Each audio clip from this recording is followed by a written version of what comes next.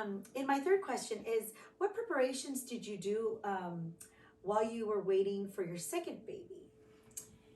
Yeah, well, obviously getting ready for a new human to come into this world requires a lot of preparations. With my first, you have to learn it all from scratch and learn the hard way. No matter how many people tell you how to do something or give you advice, you've got to do it yourself to get it.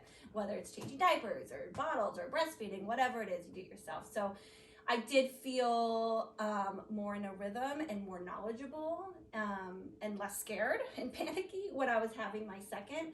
But you still go through all of the same emotions. Like when we found out that we were pregnant, you know, if I had to be honest, the first moment was, even though you want it really bad, there was a moment of fear, if you will, because you're looking at your firstborn and you're like, oh my gosh, I love her so much. How am I ever going to love any other human being as much as that?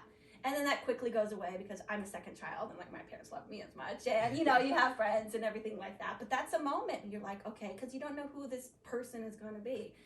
And then I have, as you know, crazy OCD and planning and control freakness. So then I went into like preparation mode and it was getting everything in its spot. And I felt really blessed that we had so many clothes. That's probably the one thing that I remember about being the most excited about is that I had so many girl clothes that I didn't have to go shopping. So prepping that, getting the nursery ready.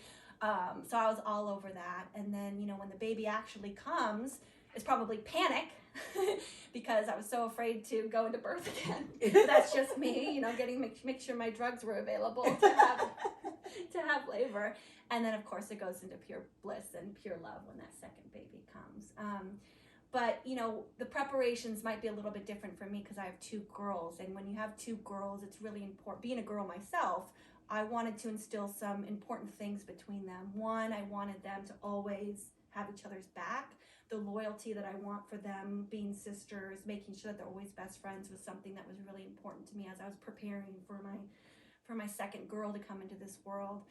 And I'd say the other thing that was really important to me that I wanted to start instilling in them is confidence. You know, one thing I think is so important to do for girls, you know, I am a girl, is making sure that you are influencing that inner voice they have in their head. You know, it's probably the meanest voice out there. You're going to meet all sorts of bullies, all sorts of mean people in the world, but that voice that you have in your head is really kind of the most important to get right. So making sure that I'm talking to my girls with confidence, telling them that they're beautiful, telling them they're smart, having them when they get old enough, which they do now, repeat, I am beautiful, I'm strong, all those things, so they can grow up to be strong women. Thank you. Oh my God, that's amazing. I think that's so important with same siblings, you know, like if they're same sex siblings, being able to have that bond between each other, them, you know, strong. And I love that as a girl, as a woman, you know, building up that confidence because it, you know, we've come a long ways as you know, females. It can be hard out there, and the last thing you want is yourself not on your side. Yep, absolutely. Thanks. Sure.